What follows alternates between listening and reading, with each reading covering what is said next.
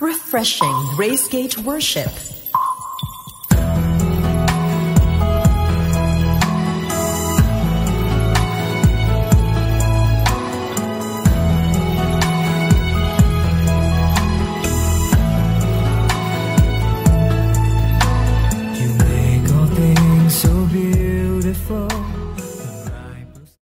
Gathering po natin without, of course, honoring the Lord in listening and learning from His Word.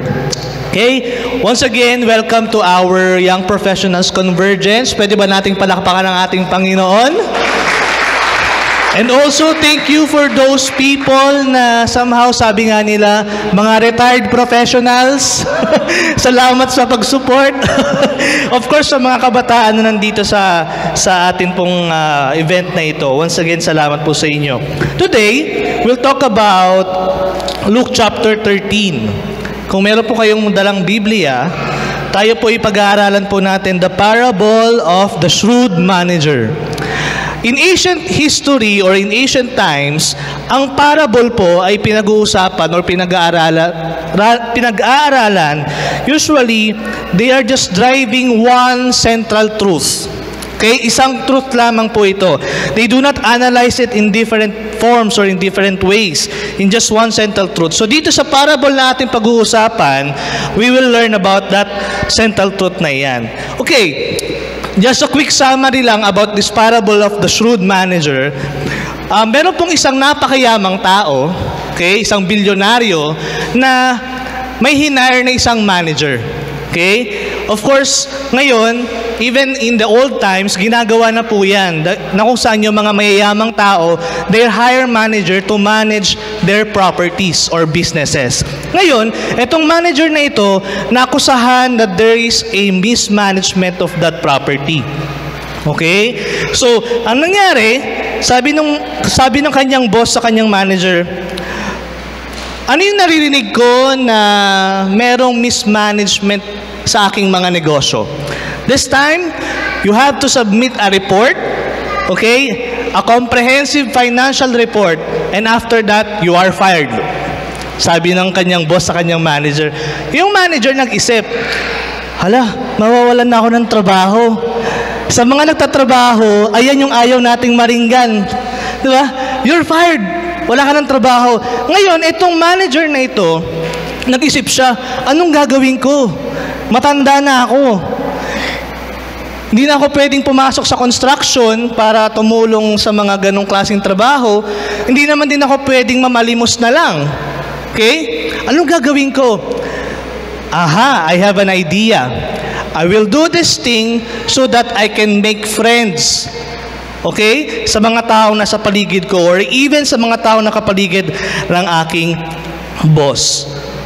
He's actually thinking, I want to make friends as many as possible. The manager said. At kapatid, kung iisipin po natin, ang church, we are what? Circle of friends. Tama ba? Tingnan mo yung katabi mo. The person sitting next to you, tinuturing mo ba yung isang kaibigan? And later on, we will talk about more about this thing. But before that, bago po tayo lumaon, tayo po manalangin. Dear Heavenly Father, we thank you for today's special event that you have allowed us to gather. Salamat, Banal na Espiritu, sa iyong presensya, and we are praying that you continue to talk to each and every one of us sa amin po mga puso. We are praying that your words will always bring change sa amin pong buhay in every aspect, Lord, of our lives. This is our prayer in Jesus' name. Amen and amen. Okay, now let's go direct to the verse. In Luke chapter 16, verses 1 to 4, basahin po natin. Jesus told his disciples, there was a rich man whose manager was accused of wasting his possessions. So he called him in and asked him, what is this I hear about you? Give an account of your management, because you cannot be my manager any longer. The manager said to himself, what shall I do now? My master is taking away my job. I'm not strong enough to dig, and I am ashamed to beg. I know what I'll do so that when I lose my job, My job here, people will welcome me into their dwellings or in their houses. So ang sabi ng manager, kailangan meron akong gawin so that I can make friends as many as possible. Okay, in verse 5, let's continue reading. So he called in each one of the master's debtors. He asked the first, "How much do you owe my master?" Sabi ng manager, pinatawag niya lahat ng may mga atraso sa kanyang boss. Yung may mga collectibles, come to the office, we'll have a meeting. Pinatawag niya pong lahat. Verse 6, next verse. Sabi nung isa, 900 gallons of olive oil, he replied. The manager told him, take your bill, sit down quickly, and make it 450. Sabi ng manager. Itong ginawa ginawa ng manager na ito, isipin natin, 50% agad yung discount na ginawa ng manager. Yung olive oil na yan, 900 gallons na yan, kapatid, ang equivalent niyan ay 3,000 liters of olive oil. Imagine, magkano ang olive oil sa supermarket, gantong kaliit? Diba? 500 pesos. Ito, 3,000 liters. Okay? Kung papansinin po natin, he is giving something what doesn't belong to him. Ito kapatid, halimbawa meron kang babayaran sa akin na halimbawa 100 sako ng bigas. And then sige, okay lang brother, kahit 500 sacks of rice na lang ibalik mo, okay lang sa akin. I'm being generous. Why? It's because sa akin naman yun eh. Akin yung mga 100 sako na yan, pero yung 500 na lang ang ibabalik mo. It's about being generous because itong manager na ito, it's giving something that doesn't belong to him. Let's move forward. Sabi po dyan, in verse 7, he asked yung pangalawang may atraso sa kanyang boss.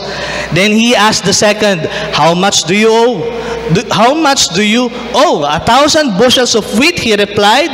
He told him, take your bill, make it 800. So may 20% pa rin discount na binigay. Yung 1,000 bushels of wheat, kapatid, ang kapalit po niyan ay 3 tons of wheat. Ganun po kadami. Imagine niyo po yung pagmamayari ng rich man na ito. Sobrang yaman po niyan. Dami niya pong property. Okay? Kung iisipin, yung mga may atraso doon sa kanyang boss, anong may experience nila? Matutuwa sila.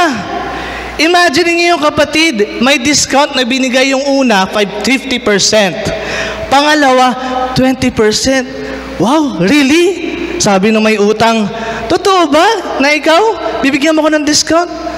Kailan ang birthday mo? Or even birthday ko? Punta ka sa bahay, imbitahan kita. Okay? Anong negosyong gusto mong pag-usapan? Pag-usapan po natin. Sabi na, yung yung set up doon. And then next verse. Itong verse 8 na ito, kapatid, it's very surprising. Because instead na yung rich man na iyan ay magalit, dahil itong manager na ito, kasi niloko siya eh. Tama? Hindi naman pagmamayari ng manager yung mga properties na yun or yung mga wheat na yan and olive oil na yan. Pero ang sabi ng verse 8, basahin po natin, the master commended the dishonest manager because he had acted shrewdly. Shrewdly means wisely or clever. For the people of this world are more shrewd in dealing with their own kind than are the people of the light. So there are two people here, people of the world and people of the light. Saan po tayo doon? Yan, sabi dito ni Sister Pisces, people of the light. Of course, we are the people of the light. Now, in verse 9, ito na po yung pinaka, I believe, application or meaning ng parable na ito. Okay? Some of you siguro may napakinggan na lesson about this thing, but I believe it's the application or meaning of this parable.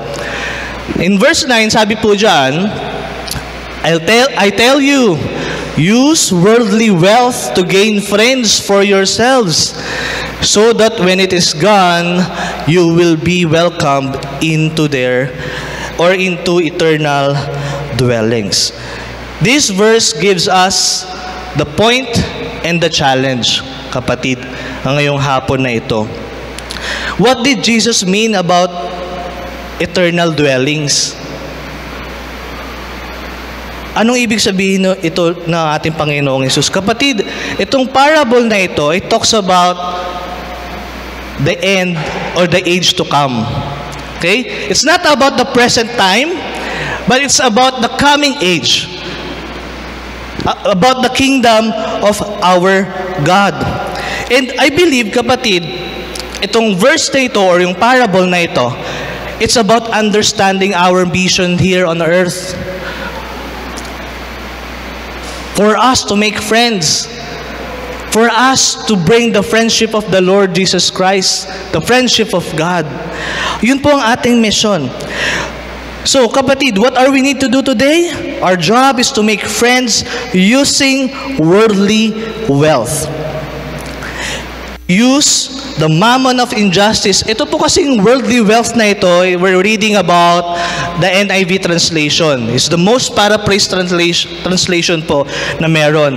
Pero kung pabasahin po natin in King James, in ESV, sinasabi po dyan, mammon of injustice, or wealth or money of unrighteousness. Now, kapatid, God really wants to make friends with you. Do you believe that? Do you believe that, kapatid? That God likes you, He wants to make friends with you. Yung mga tao magugulat, paano mo nasabi, Brother Stephen? Hindi mo kasi ako kilala eh. Hindi mo ako kilala. Ang dami kong problema. You don't know me. That's why you're saying these things because you do not know me. How could you say that God loves me? That God likes me? Paano mo nasabi? Hindi mo ako kilala. Kapatid, nagkakamali ka. Kilalang kilala po tayo ng Diyos. Even yung pinakapangit na bagay sa ating buhay, yung pinakanakakahiyang bagay sa ating buhay, the very least detail na pwede po nating ma-imagine ay alam na alam ng Diyos. Because God wants to make friends with you and me. Yun po ang gusto ng ating Panginoon. Of course, 2,000 years ago, He did everything at the cross. Amen. He did everything at the cross for us to be forgiven and to reconcile with Him. Pero ang tanong, kapatid, huwag mo nang tanongin yung katabi mo. But the question is, do you accept that? Tinatanggap mo ba yon that you want to make friends with God? Do you believe that? At ang tanong, gusto mo ba yon? Gusto mo ba yon na tawagin mong kaibigan ng Panginoon? Ang point dito sa parable na ito, kapatid, is that we have to do what the manager did. Sabi dito ni Jesus, give what does not belongs to you.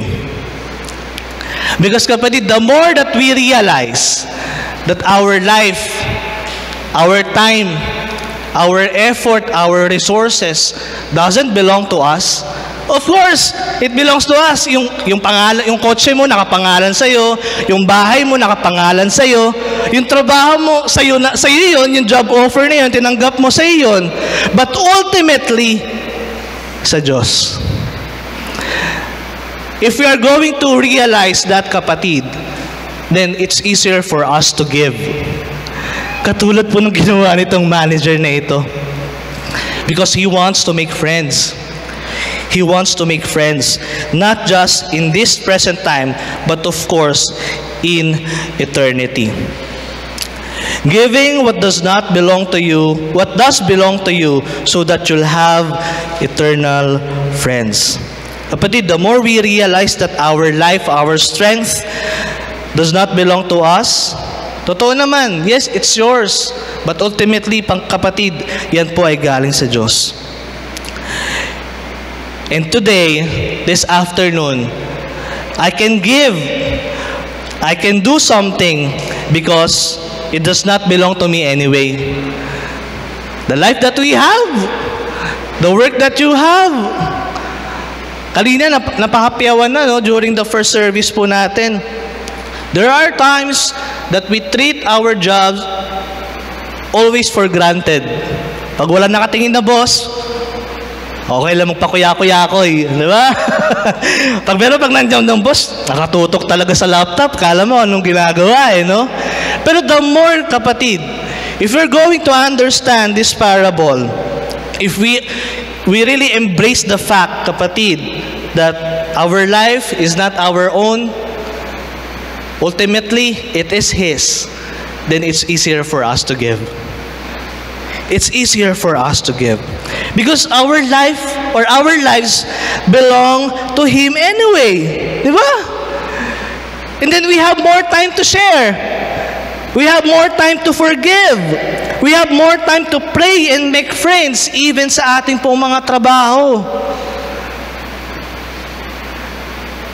Alam niyo po, sa mga young professionals, we are always a victim of this routine, di ba? Routinary work, routinary job. Paulit-ulit, papasok ka, magtatrabaho ka, uuwi ka, matutulog ka. Anong bago, no?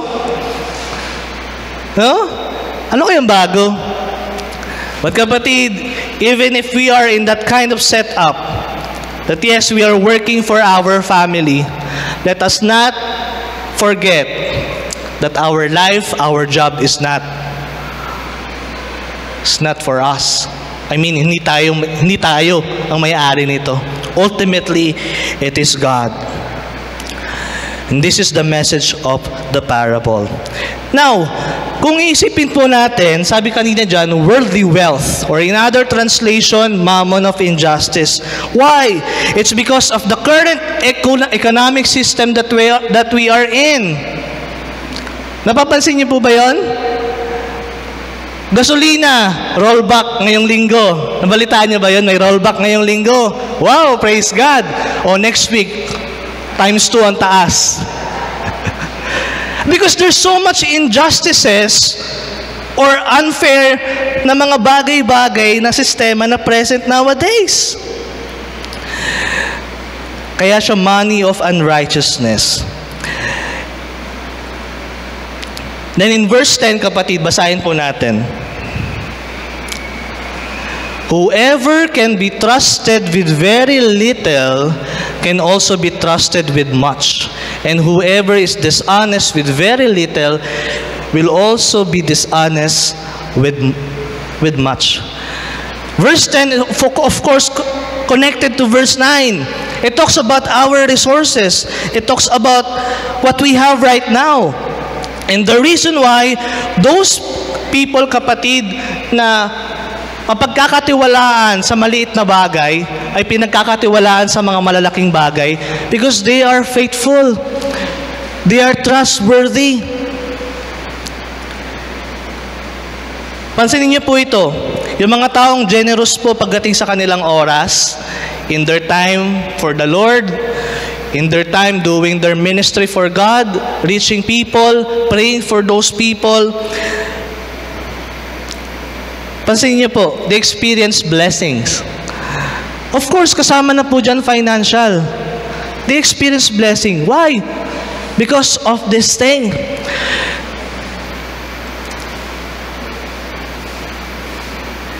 Pinagkatiwalaan sila sa maliit.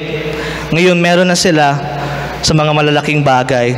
Oh, God, nakikita ng Lord sa buhay mo, oh, you've been faithful paying your tithes. Wow! Kahit 100 pesos, kapatid. Wow! The Lord will bless you. God will bless you. Amen. Bless ka ulit ng Lord. Binigyan ka ng 100,000. And then you're still faithful paying your tithes. Wow! Binigyan ka ulit ng Lord. 1 million. 100,000 po ang tithes doon, kapatid. And then you stop being faithful. I hope not, kapatid. I hope not. Let's keep on being trustworthy. Tayo po yung maging tapat at faithful po sa ating Panginoon. I believe if Christians did not realize that our life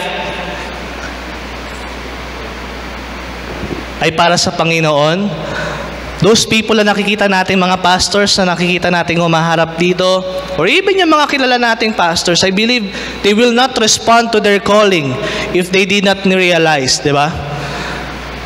Our pastors would say, Lord, saan ako? Saan mo ako i-lead? Because my life doesn't belong to me anyway eh. It's yours. That's why I'm giving my time, my life, my effort, everything. In verse 11, so if you have not been trustworthy in handling worldly wealth, who will trust you with true riches? Kung hindi po tayo mapagkakatiwalaan with our own resources or our own money, paano po tayo pagkakatiwalaan ng Lord sa tinatawag na true riches? There is such a thing as true riches. And I believe those people who are really rich are those people who has God. Yung mga taong merong Diyos sa buhay. Because God is the wealth of eternity. You have everything if you have God. Bakit ba ako pumipiyok? Diba? You have everything if you have God. And kapatid, it's not based on kung magkano yung presyo ng damit mo, ng sapatos mo. Hindi po yun yung true riches. Ang true riches ay kasama ang Diyos. Merong relasyon sa ating Panginoon. Tayo kapatid naman nagtatrabaho, nagkukumahog tayo, working more than 12 hours. Meron mga ganun dito? Meron siguro, no? Diba, naman nagtatrabaho? Pero kapatid, the true riches that we have to understand is a moment or an experience with God. A relationship with our Lord, our Jesus, our Lord, our Savior, Jesus Christ. And I believe why mammon of injustice or money of unrighteousness? It's because kapatid, ang money can be very dangerous. Diba tayo nagtatrabaho tayo para sa? Aminin nyo man o hindi, of course we want money, right? For us to sustain our daily living. Pero kapatid, money can be very dangerous. Sobra po. Yung iba na nanalangin, Lord, I want to become rich, I want to be rich. Are you really sure about your prayer? Na gusto mong maging mayaman, gusto mong yumaman. Because kapatid, those people who are wealthy or who are rich, most of the time, temptation is everywhere. Say amen sa laging natatempt. Ayan, tumawa lang sila. Okay? Say amen to those who are always being tempted. So kapatid, the point is, be faithful in what is little. Be faithful. The job that you have right now, kapatid, isipin mo, kuya, I'm just a rank and file employee. I'm just doing this somehow petty things in our company. But kapatid, if you are little with those simple role or a simple job in your company, then you are doing it right in the eyes of God. Doing it right in the eyes of God. Verse 12. And if you have not been trustworthy with someone else's property, who will give you property of your own? So kapatid, let's all be trustworthy. You can say it to the person sitting next to you. Be trustworthy, be trustworthy, be trustworthy. Verse 13, sabi po dito, no one can serve two masters. Kapatid, imposible na ikaw ay employed dito sa SM Fairview, employed ka rin sa Fairview Ayala Terraces. Hindi po pwede yun. Okay? Because this boss or this manager is against this boss and that boss is against that manager. SM and Ayala, for example? No. Okay? How can that be? Either you will hate the one and love the other, or you will be devoted to the one and despise the other. You cannot serve both God and money. But if you are not faithful with little, itong mga worldly wealth na po ito, yung mga resources na iyan, chances are we will be enslaved by our money. And kung hindi po tayo faithful, kung hindi po tayo pagkakatiwalaan. And I tell you kapatid, money, is really a bad master. It's a cruel master, a terrible master. Yung tipong hindi ka makatulog, pag alam mo ang dami mong utang, ang dami mong babayarin, no? Enslave ka na ng pera. But God is our master. Amen. He is also our Father. Wag po natin kakalimutan yan. In verse 14, let's continue reading. The Pharisees who loved money heard all this and were sneering at Jesus. Pharisees, these are the leaders. These were the leaders of their nation. Okay? They wore special robes. Okay? At they always act like holy in every way possible, in any way possible. But sabi ni Jesus, these Pharisees love money. Because they are just what?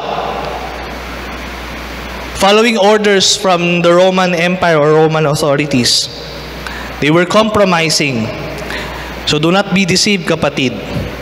In verse 15, sabi po dito, He said to them, "You are the ones who justify yourselves in the eyes of others, but God knows your hearts. What people value highly is detestable in God's sight." This is strong, kapatid. What people value? Ano bang binavalue ng karamihan po sa atin? Property, kung ano pang isipin mong property, at ipagyabang sa Facebook. Tama? Ang ipagyabang kung saan man. It's what people value. Pero kapatid, these are all detestable in the eyes of God. So what does God value? You. You and me. Ikaw at ako. Yan po ang binavalue ng ating Panginoon. Alam niyo po, the world will always measure us or value us according to our wealth. The amount of money that you have in your savings account. How much property or how many properties or mansions do you have? That's what the world will measure us. But kapatid, you are the darling daughter and the honored son of our God. He values you so much that He died at the cross to pay the penalty of our sins. Yan po ang Diyos na ating pong pinagsisilbihan at ating pong wino-worship. And this time, let's all rise up as we end. Refreshing Gracegate worship.